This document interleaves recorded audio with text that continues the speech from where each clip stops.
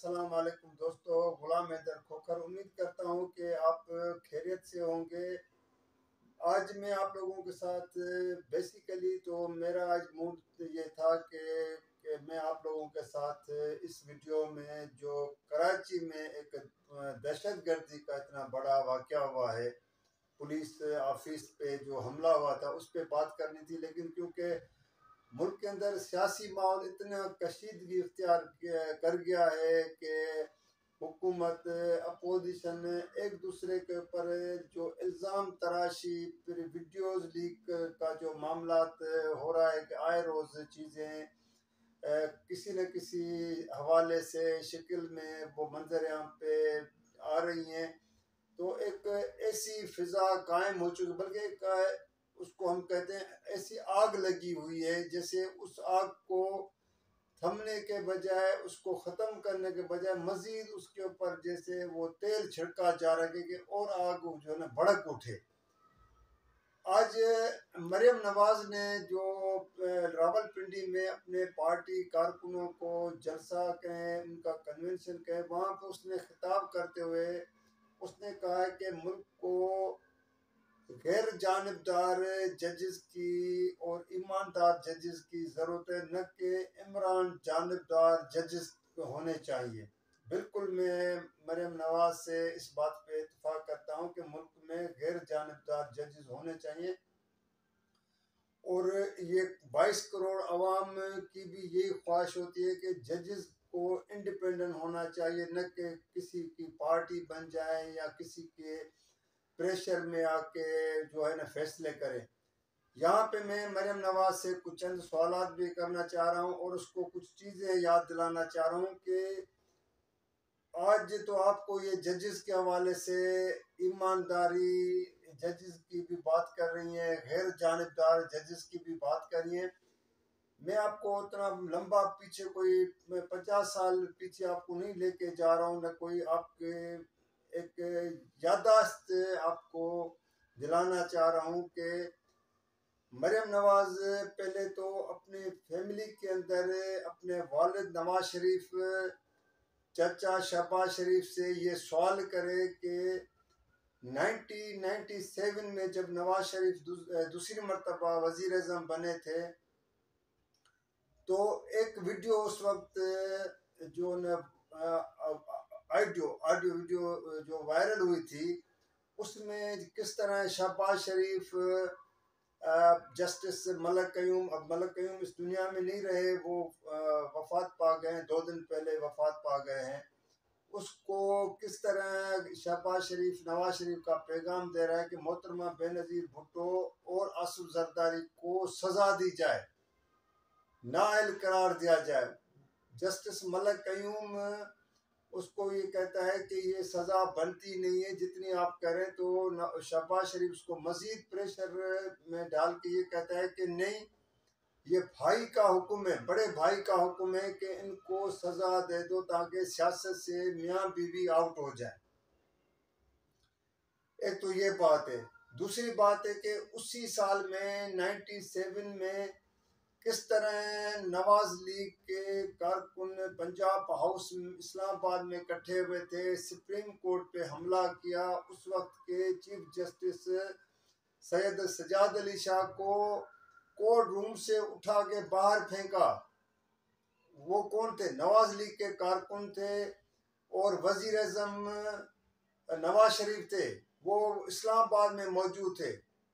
इससे बढ़ के भी मैं एक और बात आपसे, मैं आपको, आपका ये मेरा सवाल है और आपसे, और आप इसके जवाब आपको देने चाहिए।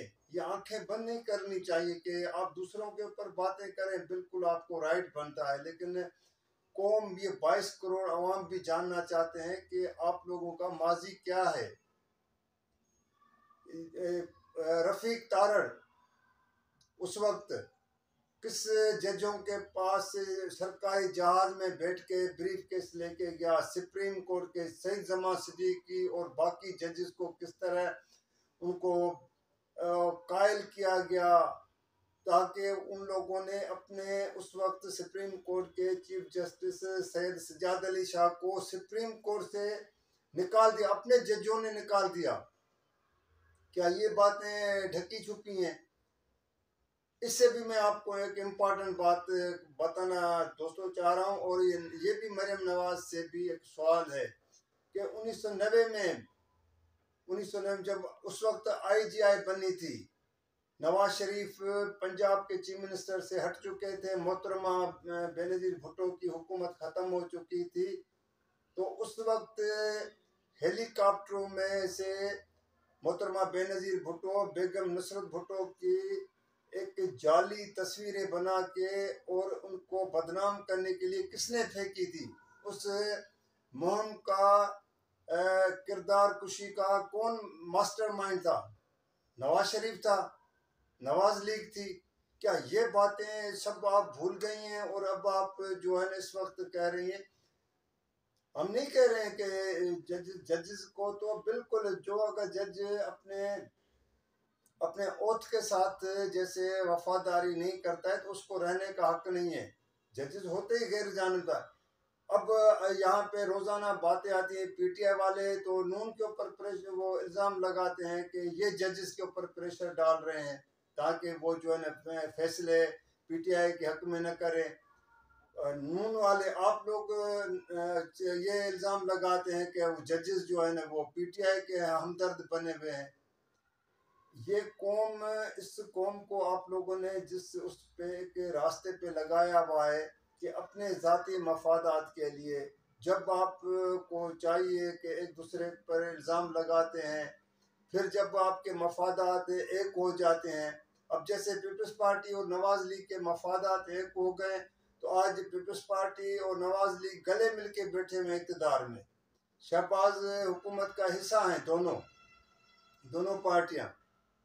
बिलावल भुट्टो वजीर खारजा बने हुए हैं, बाकी पीपल्स पार्टी के अहम रहनुमा। पीपल्स पार्टी वालों को भी तो ये सवाल करना चाहिए ना कि माजी में किस तरह क्या मोहतरमा की किरदार कुशी की गई थी, किस तरह जजेस को हमले करके सुप्रीम कोर्ट पे निकाला गया था। बाकी जो ये चीज़ें हैं, तो ये क्या कौम को आप तो सिर्फ ये समझते हैं कि कौम भूल जाती है? ये 22 करोड़ अवाम भूल गए हैं, उनको कोई माजी, कोई किसी को याद नहीं है। अगर याद नहीं है तो मैं याद दिलाता हूँ। तो दोस्तों बात यह है कि सियासतदानों को चाहिए कि एक दूसरे के खिलाफ आप बात करें, आप सबूत के साथ, जैसे करप्शन की बातें होती हैं, आप सबूत लेके इन्हीं जजेस के पास जाना चाहिए। मरियम नवाज को तो यहाँ इतना अपने आप को गैर जानबदार होना चाहिए क्योंकि उसकी तो फर्स्ट एंट्री हो रही है। अब तो खैर वो अभी तक तो केसेस में भी वो अभी तमाम केसेस में बरी नहीं हुई है और नाअहल भी है। अगर कल उसको सियासत में आना है और उसको सियासत में आने के बाद ज़ाहिर है उसको इंतखाबात में हिस्सा लेना है, तो उसके लिए तो अभी बड़ा टाइम भी पड़ा है। तो उसको तो अपना एक गैर जानबदार होकर उसको दिखाना चाहिए कि मैं इन इंतकामी चीज़ों में या मैं ऐसे इल्ज़ाम तराशी में यकीन नहीं रखती हूँ। अगर आप अभी से आपकी तरबियत ये हो गई है कि आप आए रोज़ अपने मुखालफिन को जितना लताड़ना है बाकी चीज़ों पे लताड़ें, लेकिन ये चीज़ें जो आप लोगों के ख़ानदान से शुरू हुई हैं, ख़ानदान ने बुनियाद रखा है। मैं तो काफ़ी बातें करना चाह रहा हूँ, लेकिन क्योंकि मेरा मुनासिब नहीं है कि मैं उसमें, क्योंकि हम तो सियासी लोग तो हैं ही नहीं। हम तो अपना एक तजिया पेश करते हैं, आप लोगों के सामने पेश करते हैं कि ये सियासतदान का एक वतीरा बना हुआ है कि मफादात हों, जब इकट्ठे हो जाते हैं तो बिल्कुल उन मफादात के लिए एक हो जाते हैं, फिर माजी भूल जाते हैं। माजी में एक दूसरे को मतलब क्या मैं अल्फाज इस्तेमाल करूं, अगर मैं चाहूं तो वो दोबारा फिर वही वीडियो आप लोगों की रखूं कि एक दूसरे के खिलाफ नवाज शरीफ, वासु जरदारी, शहबाज शरीफ, मरियम नवाज सब क्या बोल चुके हैं। लेकिन दोस्तों ये है कि ये बस एक ये आप लोगों के साथ मुझे आज ये शेयर करनी थी। बेसिकली तो मैंने करा दिया। दूसरी बात मैं आपसे कि बस एक सेकंड में मैं मुख्तसर उसको कह रहा हूँ कि कल दोस्तों जो मैंने वीडियो में बात की थी कि जो सुप्रीम कोर्ट ने सजाद अली शाह जो चीफ जस्टिस है, उसने जब मोहतरमा बेनज़ीर भुट्टो की हुकूमत को फारूक लगारी ने हटाया था, उसमें जो बाकी इल्ज़ामात को तो दुरुस्त करार दिया था, लेकिन मैंने उसने कहा था कि किसी जज का, सहाफ़ी का, ब्यूरोक्रेट का, किसी का भी जो फ़ोन टेप करना, किसी वज़ीर का फ़ोन टेप करना, ये उस इल्ज़ाम में आता है, संगीन इल्ज़ाम में। आज इमरान खान ने जो आज यास्मीन राशिद के साथ उसकी वीडियो के हवाले से जो बातचीत की है, और शाम को ही की है, मैं जब मैं वीडियो आपसे ये शेयर कर रहा था चंद घंटे पहले, तो इमरान खान ने भी उसी केस का हवाला दिया है और उसने कहा कि ये हम केस उसी को बुनियाद बना के लेके जा रहे हैं। तो दोस्तों, अगर ये मेरी वीडियो आप लोगों को पसंद आए तो आप इसको लाइक भी कीजिएगा, शेयर भी कीजिएगा, सब्सक्राइब भी कीजिएगा, और कमेंट्स में तो वैसे मैं आपसे रिक्वेस्ट करता हूँ कि आपके जो कमेंट्स आते हैं तो मैं उसको मज़ीद बेहतर बनाने की कोशिश करता हूँ। तो दोस्तों, अगली वीडियो तक के लिए मुझे इजाज़त दीजिएगा। अल्लाह हाफ़िज़।